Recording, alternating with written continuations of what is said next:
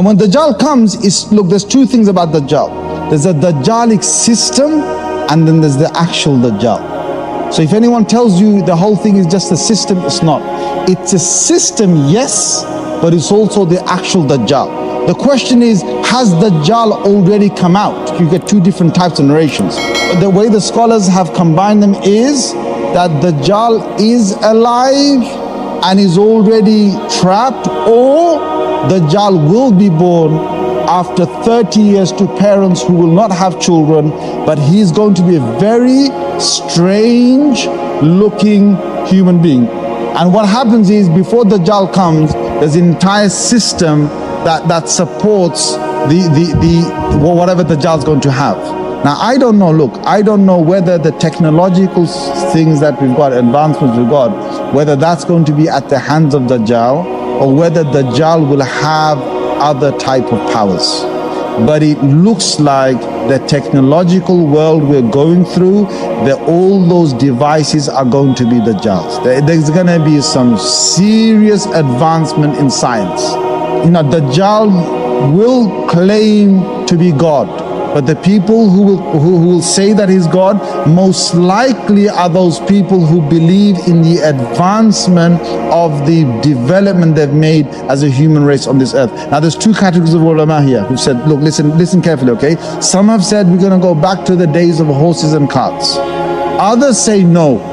Others say that the whole, like for example, when Rasulullah sallallahu alaihi wasallam said that Dajjal is going to ride a donkey and the donkey's ears are going to be really large and long, and between one end of the ear to another end of one ear is going to be 40 cubits.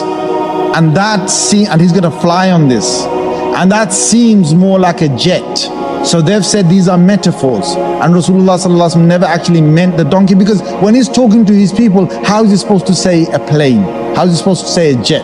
How is he supposed to say that? And that's why he gave these metaphors. Now again, I can't decide on this, but I am inclining more towards the fact that the technologies we've got today are all going to be in favor of the things that Dajjal uses. So what is he going to do when he comes down? Before he comes out, there is an Imam Mahdi that comes before him. But what will happen is that there's going to be these minor signs around us are going to get worse with these little minor signs. And Imam Mahdi is the bridge between all the minor signs and the major signs. So when he appears, he's going to be the beginning of all the, all the 10 signs that are about to come. Now what happens is there's going to be a lot of things, subhanallah al-azim, a lot of things that are not going to appear the same. So Prophet ﷺ talked about children that are going to be filled with rage. He said the rain is going to be acidic and the children will be filled with rage.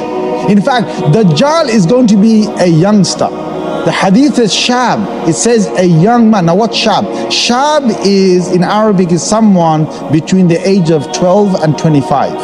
Most likely Dajjal is going to be someone that is going to be less than the age, just under the age of 25 or something. He's going to be a young man, and he's going to have a great influence. And these are the things that are needed for Dajjal to have his power. Because when Dajjal comes out, do you know that there's going to be thousands of ulama of this ummah that will actually follow him? Two categories are mentioned. Ulama, scholars of this religion Islam, are going to follow him, and women of this religion, in Sahih Ahadith, women in their numbers will follow him. And there will be a large section of the followers of Musa alayhi salam, they will follow him.